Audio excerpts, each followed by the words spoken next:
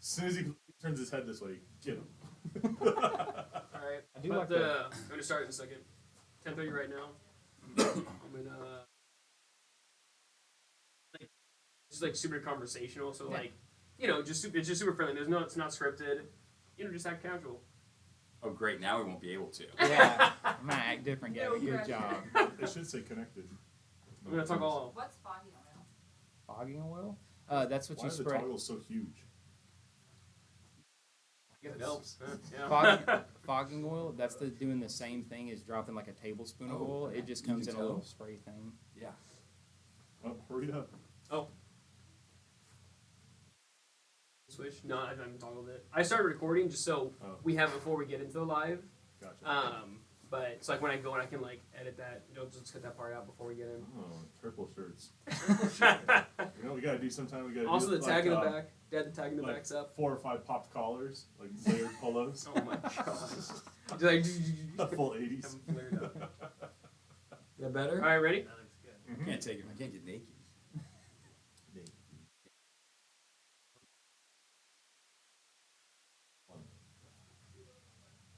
Oh wait. And 5, 2, 1.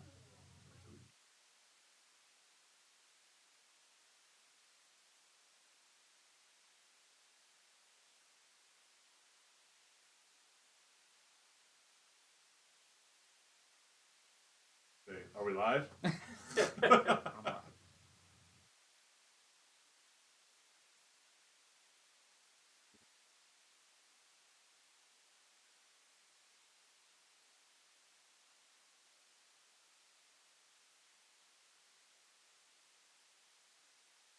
Oh, good. Oh, all right. Oh, hey, all right. In? Boy, we're gonna get that down in 20 more tries. We are not. We won't. Sorry, we really have no idea when we actually go live. There's not a light or a buzzer or anything. That's what we should get. Yeah, a light or a buzzer. Yeah. Buzzer probably? A buzzer light. Buzzer light, yeah. Hey, who's this guy? My name's Laramee. I'm with the tech team here at Firman, and we're going to be talking about how to winterize your generator for winter storage. So we're going to go over some stuff. Did you guys have any questions before I start walking through everything? I have a question. Where's that accent from? That's from East Texas. My hometown's about an hour and a half southeast of Dallas. I'm not native to Phoenix, so. Is it so small it doesn't have a name? That's exactly right. When people ask me where I'm from, It's East Texas. yeah. When people ask me where I'm from, I usually just say Dallas because it's easier to explain than That's where I'm awesome. actually from. Yeah, so Laramie's one of the guys here that, he's actually the guy that, tears down generators and rebuilds them back up, and he knows these things inside and out. And he's also might be one of the guys that you get on the phone if you call. Yeah. We have an amazing team of techs that call and or that answer the phones 7 days a week. And these guys are the ones that take all the calls, whether it's a storm, a winter storm, a hurricane, a big wind event. We talk about winter. Hawaii is supposed to be getting like some kind of a blizzard and maybe 100-mile-an-hour winds on Sunday. Did you So know the calls are going to jump up probably. 100-mile-an-hour winds Yeah, in Hawaii. and snow? Surf's up. Did you know there's a ski resort in Hawaii? No, I know it is not. Yeah, there is. That's true. You know what it's called? No. I don't think you can ski. It's just a resort. We'll have to Google that. But yeah, I'm pretty sure. Yeah. So anybody that has gens right now, If you're near the watching ski right resort in now and Hawaii. you know what the name of the ski resort is in Hawaii, or if you've been there, please comment. We'd love to know. All right. With Laramie today, we're going to talk about Winterizing. the gens. Yeah. Okay. Winter is coming. Yep. Yeah. Winter is coming. So why is it important to winterize your generator? I don't. Laramie? know. So, We live in the desert. So one of the main things you deal with, over time, is a lot of people don't realize that gasoline actually goes bad. The chemicals in it start to break down due to the moisture in the air, and it makes these little tiny bits of trash and stuff that will clog up the portholes and the jets and the carburetors. Okay. If that happens, of course, if you don't have gasoline flowing through the engine, naturally it's not going to work. So Right. the way you can prevent that is if you add a fuel stabilizer to the gas, it'll help keep it from breaking down and make it last longer. So you can pick some of this stuff up. We have it here. It's just like this one is ethanol shield, just fuel stabilizer. You can just pour it straight into the gas tank here. Like after you add fresh gas to it, just pop the gas cap off of here and just literally just dump it straight in. Just make sure you follow the instructions because it'll say how many ounces to pour per gallon. If you dump the whole thing in here, there is a good chance that you could eventually start burning more fuel stabilizer than gasoline, and then you'll have some more trouble. But as long as you follow the instructions and everything, only put the recommended amount. It'll keep that gasoline good for up to 6 months, and then you won't have to worry about draining the gas or anything. If it's going to be longer than 6 months, it'd probably be a good idea to go ahead and just completely drain the tank or run it dry. Just go ahead and add that fuel stabilizer in here. Crank up the generator. Once you get it started, just come over here and make sure this fuel valve is all the way on, and simply just let it run until it goes dead. It may start surging or skipping, but it's no big deal. It's just something that happens when it starts running out of gas. And then that'll make sure that any of the gas that is left over is stabilized, that gets in the line. So when you go to add your fresh gas after winter is over with, then you'll be good to go. So you want to do a combination of the two is preferred, right? If there's gas left in there, add whatever the right amount of stable is. So you don't add the whole bottle. No, so just maybe a couple ounces. Like if you have 2 gallons in there, then usually it's somewhere between like 1 to 2 ounces per gallon. Okay. So if you got 2 gallons, then for that one it would be 2 ounces for 1 ounce per gallon. Okay. And then once you do that, if it's going to be 6 months, if it's going to be really short term, then I wouldn't worry too much about it. You can probably just leave it in there, and then when you get ready to use it again, you're all good to go. Any longer than 6 months, then it would be best to go ahead and just crank it up and then let it burn all the leftover gas off. Okay. So let me recap and make sure I understood Yeah. everything you said. So if I'm gonna store for more than 6 months, I want to start the generator. Mm-hmm. I want to have the fuel on, and I want to just let it run and all the way until it dies. Run all the gas out of it. Not for 6 months. For 6 months, only let it run for maybe a minute or two. For less than 6 months. Yeah, for less than 6 months, Okay. just to get some of that fuel stabilizer into the fuel lines. Okay. Because if, like, say you have fresh gas in it, you dump stabilizer in it, and all you do is shut this off, there's still going to be unstabilized gas, like in the lines right here, that can still clog up the carburetor. Gotcha. So less than 6 months, I'm going to start it up, turn off the fuel, and just run the gas out of the carburetor. Exactly, and Okay. that'll work the fuel stabilized gas into the lines and keep it from going bad. But then after that, any longer than 6 months, then just completely let it run dry after you add the fuel stabilizer. Gotcha. Longer than 6 months, just run all the fuel out of the tank so the whole machine's empty of fuel, right? That's it. You got Okay, it. got it. Yep. I heard that jet in the carburetor is like, the hole's like as small as a wire on a wire brush, Oh yeah, right? It's tiny. insane. It's less than a 1/16 of an inch wide. Wow. It's extremely small. So now, say if people aren't winterizing the gens properly, right? Or for some reason it starts to thicken up earlier than that time period, and they've kept it apart for 2 or 3 months. They can still, high humidity areas where there's major temperature changes, that's going to affect the gas probably, Yeah, right? for sure. We've seen, like, it depends all on your area. Of course, the main factor in the gas going bad is humidity, like moisture. Right. That's what causes the chemicals to break down. So the longer it's exposed to that, the higher risk you have of the gas coagulating and then making those little trash pieces. So it depends. Like if you're in a really dry place like Arizona, you might get somewhere between like maybe a month to 2 months without any stabilizer, and you'd still be good to go. But like my hometown is known for being extremely humid, and there gasoline can go bad in as little as about a month. Oh, really? Yeah.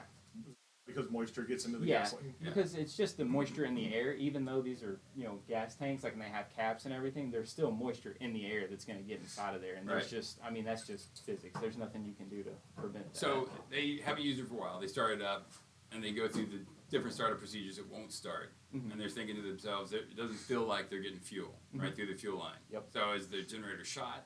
Oh, Can they no. call us? What are the steps they not do at to? all. So the first thing you want to do when that happens, if there is bad gas in the carburetor, most likely the generator won't start because the gas is going to be clogging up the carburetor.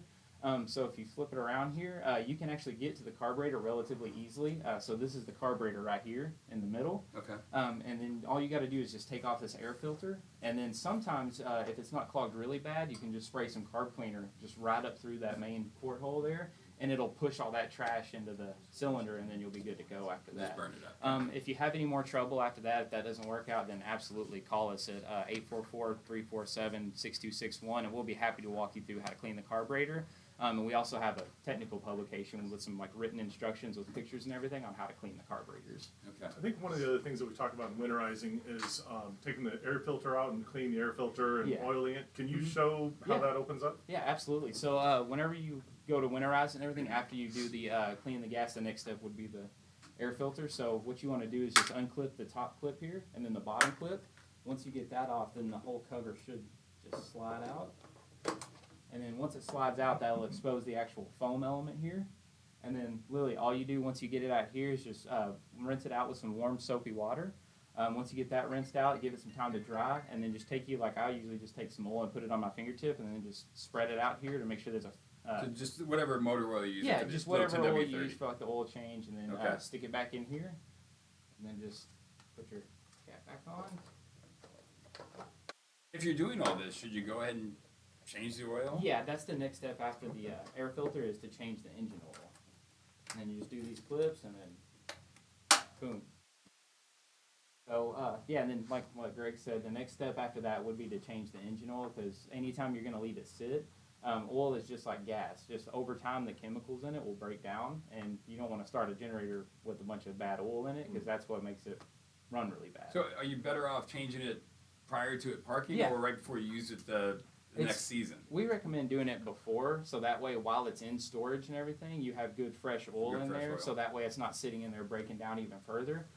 Because I mean, I've seen it in our shop many times. Like whenever the oil breaks down, it leaves behind like a sticky, gummy kind of substance, Okay. and you end up having to scrape that out of the bottom because you don't want it to get worked into the engine. So, Okay. Okay. but if you want to change the engine oil on it after you get done swapping out the air filter and everything, it's super easy.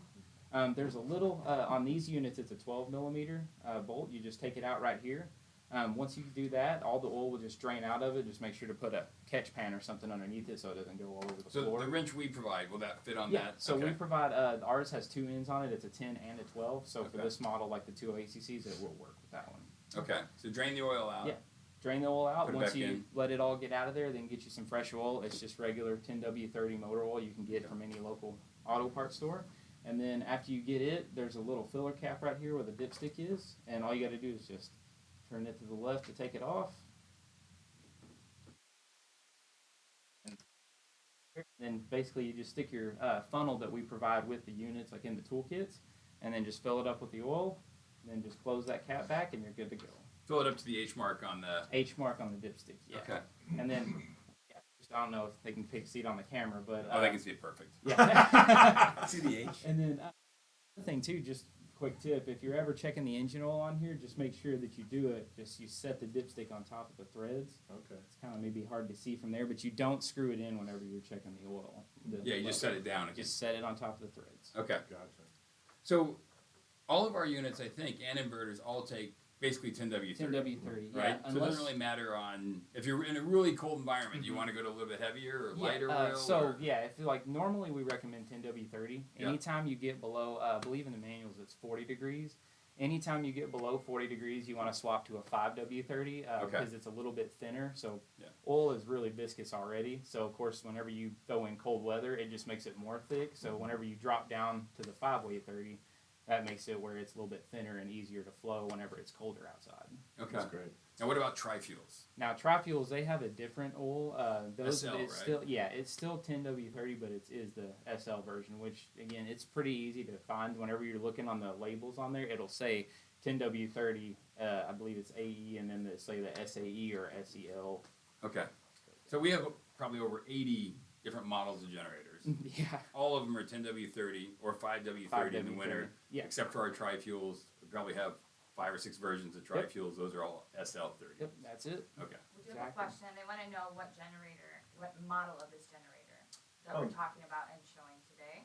Yeah, this is a P03612. Yep. Yep. It's remote start. It's 3,650 watts running, 4,550 watts peak. Has a remote start, so you can start it and stop it from 150 feet away with a little key fob. And it's 120 and 240 volts, which is pretty unusual. Yeah. It's got a switch. It's got a switch, so you can turn everything to that receptacle to the 1430 and get all the juice out of that one receptacle.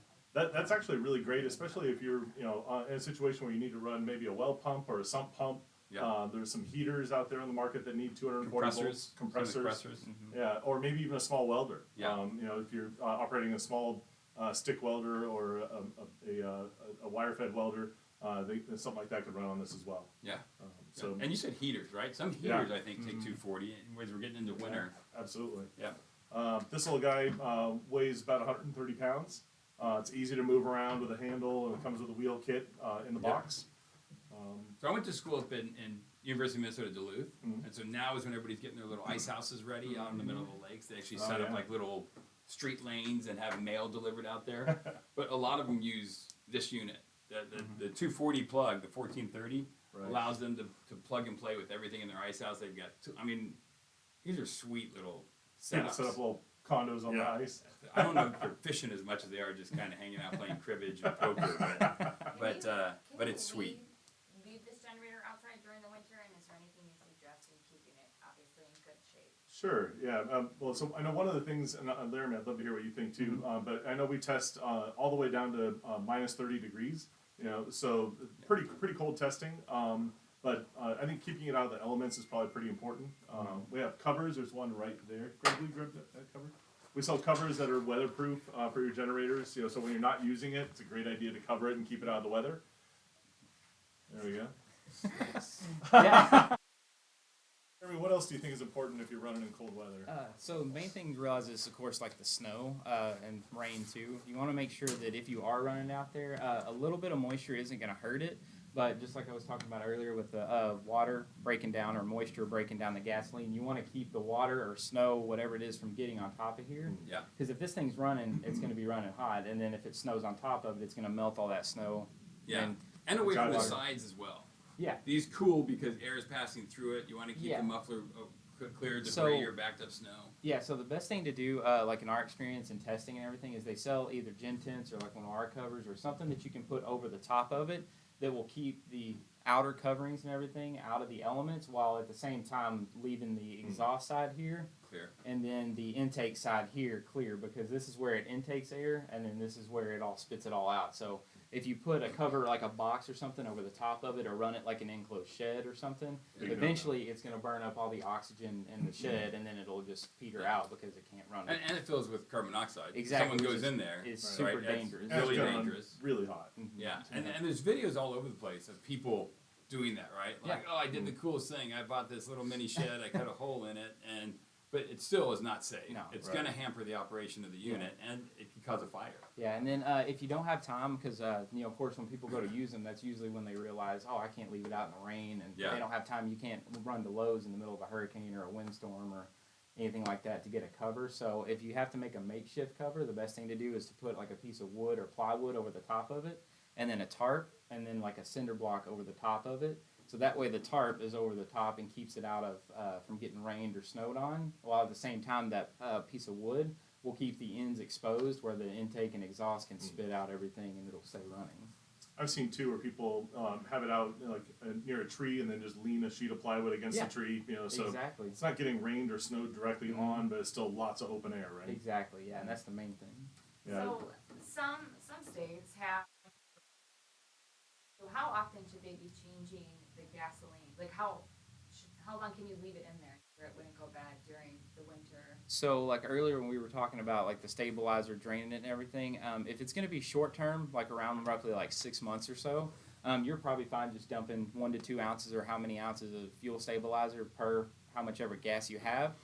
Anything past 6 months, then it's a better idea to just completely either run it dry or drain it and then fill it up with fresh gas. Yeah, Okay. you only have to treat the gas if you're using it, for if you're not using it, for longer than a month break. If you're going to use it once a month, once every 4, 5, 6 weeks, you're good to just keep working with the product and using it without any stabilizer. It's when it's going to sit for big gaps that you want to add. And there's lots of great fuel stabilizers. So There's- after the winter's up, do you need to drain all that gas and then put a fresh batch in with, or would the stabilizer not hurt it if you don't use it over Won't 6 hurt. months? Yeah, so if it's over 6 months, yeah, it's not going to hurt it to just run it with what's in there. Awesome. Although Laramie did say that it's important to make sure that you're not putting too much fuel stabilizer Yes. in there, right? Yeah. Yeah, because if you put in there to, like, say if it treats 1 ounce per gallon and you have 2 gallons of gas in it, but you dump 6 ounces of fuel stabilizer, you start burning more fuel stabilizer than gasoline and causes some trouble.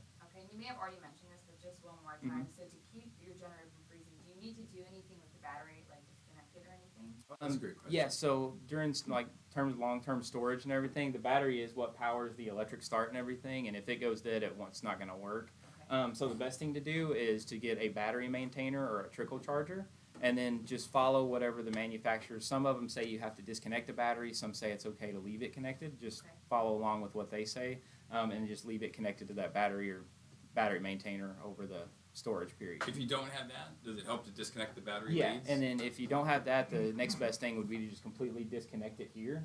So when you disconnect it, disconnect the black battery cable, and it's just either a Phillips head or an 8mm nut on here that you can take Now, off. a lot and of then- our new units all come with the quick connects. Yeah, Is it so possible like- to disconnect the quick connect? Yeah, so like if you have on the tri-fuel, it has the quick connect, so Yeah. you could potentially just disconnect it there, and then You're good to you're go. good to go. You don't have to do anything else. Then when you go to get ready to use it again, just simply plug it Okay. back together. So for example, say back in Wisconsin, winter season is approaching, but we don't have a winter storm right away. Mm-hmm. Should they be turning this on and testing it after they winterize it, just to run it for a little bit to make sure, or is it just Well, should be good to go when a Yeah. storm hits? So whether the whole idea of winterizing it is to put it away for the winter to not use it. But ideally, like of course, if you do have a winter storm and need to bring it out, that's the whole idea behind putting the fuel stabilizer, changing the oil to make sure that it's ready to go when you do need it. And when we talk about winter, we're basically talking about any long period of time when you're not going to Yeah. use the generator, right? Yeah, Yeah. it doesn't necessarily have to be winter. It could be over like a long period in the I was summer when you just don't. trying to use it. think of, do people need to constantly be testing? Corporate info? yeah, It's never no. a bad idea if you have a generator. If you can go out and start it once a month, Oh no, that's yeah, great. Let it Yeah. run for 2-3 minutes. yeah. That's, If that's, it's And not that in, would be that'd be a different way to handle it, right? If you're not going to store it long term, if you're going to start it once a month, then you probably wouldn't need to do a long term storage plan. yeah. Yeah. Mhm. you just want to give it a go though once in a while. Yeah. If you're just Yeah. starting it for 2 minutes, Mhm. you want to really move around the fuel, clear the fuel lines, get the Yeah, carburetor, exactly. yeah, But get yeah. it, get it kind of heated up. And But if you're rolling. gonna bring it out, use it once a month or so to maybe run a power washer or wash your car You'd be or great. anything, Yeah, that's perfect. then you can just keep doing 'Cause- that. yeah. Just do it once a month. Winterizing is so subjective because I know like people in Florida, they're going to use their generator during storm season. So they're June, July to October, November, but then they may put it away in December or January and not bring it out again until June. Yeah. So it really kind of depends on the part of the year that you're not going to use it. Now, a bunch of our inverters actually come. All of our inverters that are electric start or remote start come with a battery tender, right? So that you just got to keep Yeah. and plug in if you're going to put it away outside camping season. That'll treat those batteries, so you don't have to get back inside it. On these units, if the battery dies, Mhm. you didn't disconnect the battery. We obviously have the option to pull start Yeah, it. Will for that sure. recharge the battery? Yeah, so if the battery is dead, as long as it hasn't been, it's not like super dead, it'll just take a longer time to charge. So if the battery is ever dead, then yeah, for sure, all you have to do is just move the choke with your finger. It's over here, it's this little yellow one sticking up, just move it over, and then just pull the cord here until it starts. Once it starts, then just move the choke back over to the run position. And then I would say to charge the battery, if it's dead, it would take probably at least an hour or two of running to get it charged back up enough to where it's going to start it up again. Okay. But And you- if they shut it down and have issues, batteries, you can go fine, right? Yeah. We have batteries. I think they can actually call us and get them if it's under warranty, or you can purchase them through us, or Yeah. you can go to auto parts stores, O'Reilly's, Walmart. Absolutely. Walmart's, So, Get it on Amazon. Yeah. Yeah, so like the main thing too with batteries is you want to make sure that you try to keep them from dying because the longer they sit when they're dead, that's a higher risk of them sulfating. If Okay. they sulfate and one of the cells dies in there, then they're not going to get as big of a charge out of it. Oh. So ours are 12-volt batteries, so it takes roughly about 12 volts to get these starter motors turning. Okay. So anything less than that, it's going to have it's really going to struggle to start it. So say if one of the cells dies and you only have 9 volts rather than 12, then it's going to make it really hard to start. If you do have that issue or something like that, absolutely feel free to call us and we'll help you out. The best place to go is Batteries Plus or your local RV dealer. Usually if you just take these batteries in there and ask for a swap out or a replacement, they can at least match it. So that way you can use it temporarily until we can get you a new battery covered under the warranty. Nice. That's very cool. Hey, we've got a little bit of a special treat. Dan Carter is in the office. Hey, Dan. So we happen to be having a barbecue truck come to the office today to feed our employees. And Dan, I wanted to introduce him since he's in the room. Come on back here. Dan is our director of product development. There he is. He's also the one guy in the office that's bigger than me. But he shows up anytime food's here. It's really I can interesting. smell it from downstairs. It's that good. But the reason I wanted to bring him in, though, is I think last week and maybe the week before we talked about we'd love to hear your ideas. So if you're using one of our generators, or maybe you've used some other competitor's generator in the past, and you have ideas about what you think that could, a feature that could make them better, or some way that you would interact with that product and make it affect your life in a better way. This is the guy that wants to hear about it. So when you're putting comments on our social media, or you're sending messages in to info@firmanpowerequipment.com, all of those get filtered through to Dan, and he's the guy that incorporates those neat ideas and products. Yeah, those don't fall on deaf ears, and my main job is to make sure that all of our products delight anyone that gets them. So if you have suggestions, even if you have complaints, that's something that can go to me, and we can get it fixed. So Love it. Yeah. Are there any new exciting features or products that you'd like to talk about, since we have a couple more minutes? Sure. On the spot. Yeah. So I'm He's sure you'll kidding. probably see it on Yeah. future live streams, but we're just finalizing our V-Twin, which is a full 50 amp, 240 volt solution for anybody that wants to back up their whole house. We have 50 amp receptacles on a lot of generators, because to get anything more than 30 out of them, you do have to go with the 50 amp receptacle. But with this V-Twin, you're actually getting the full 50 amps, the most you can get through the biggest cords that are available. And it's a low THD unit, so if you plug it into your house, it's going to run everything just like normal grid power. A few other items we got coming down the pike are an open frame inverter generator. I think it's been mentioned a little bit before, but it's going to be the longest run time in the industry. Also low THD power. It's a little bit quieter than a regular portable, but quite a bit louder than a normal enclosed inverter. So keep in mind that you're going to want to keep it a little bit away from you when you're having a conversation, but it's still going to be quite a bit quieter than this. And then the big new category coming down the pike is energy storage systems. So there's a lot of people out there that aren't comfortable with the maintenance, even with the help of guys like Laramee. An energy storage system is essentially going to give you the same type of power that this unit provides, except you're just going to plug it in and charge it with the sun, charge it with your car, and then plug in whatever you want to energize to it. Charge it with a Firman generator. Charge it from a generator. That's true. Yeah. It's got pass-through power on it, so if you are charging it with your Firman generator, you can actually plug in whatever load you're trying to energize on the other end of it. If you run out of fuel, which you should before you winterize, that's fine. It's going to switch over to the battery power right away. So it's a really good solution for everybody, but specifically a lot of people who haven't been interested in a regular portable generator. The pass-through power thing made me think of something kind of awesome, a good application. If you're out camping and you've got your camper, your RV, your toy hauler, you could have the toy hauler or the camper plugged into the power station. Yep. And then have the power station plugged into your generator. So maybe you're running the generator all day, and then at the end of the day, you hit the remote start, you turn off your generator, and run your camper all night on your backup power, right? Absolutely, and that's actually a pretty good application, especially in warm areas like this, because during the day, you're going to have the generator to get that big power to run your air conditioners. At night, you can probably just open up the windows and run your electronics, run your coffee maker, run your blender.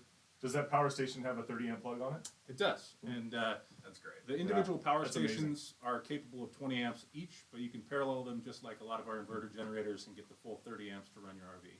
That's awesome. We should do a little live on that. We show that application both at a camper or at home. We'll Like definitely apartment do that. where you can show it Yeah. running through and running on the generator and then passing through charging that. So at night you turn it off and run off the other piece. That'd be awesome. Absolutely. Yeah, the other big application for it that is pretty near and dear to me, coming from a city where most everyone lives in condos, there's some situations where a portable generator just isn't applicable. If you can't get it 20 feet away from you, you really shouldn't be running it.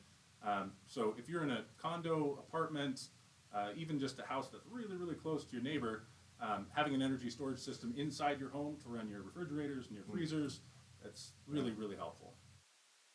Thank you so much. You're very welcome. I didn't Thanks know for Dan was coming in today, but surprising me with this I knew cameo here. I knew he wouldn't be shy about jumping up here. I think that's our time for today. Yeah. Laramee did a great job. Thanks, Thanks, Laramee. sir. Appreciate you. Thank y'all for having me. Again, if you ever have questions about your Firman generator, or you're thinking about buying one and you just want more information, call us at 844-FIRMAN-1 or 844-347-6261, and you might get Laramee on the phone. Absolutely. Thanks, everyone. Thanks, guys.